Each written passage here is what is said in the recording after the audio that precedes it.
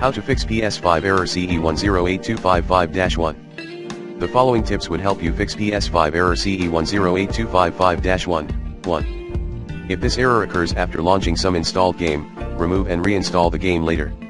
2. Perform the 5. Rebuild database option PS5 Safe mode. 3. If the error persists, reset.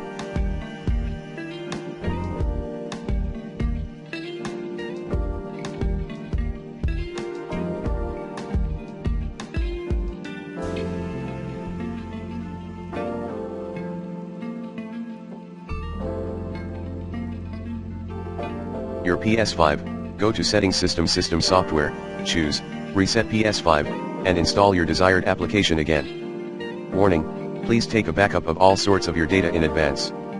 4. Contact PlayStation support.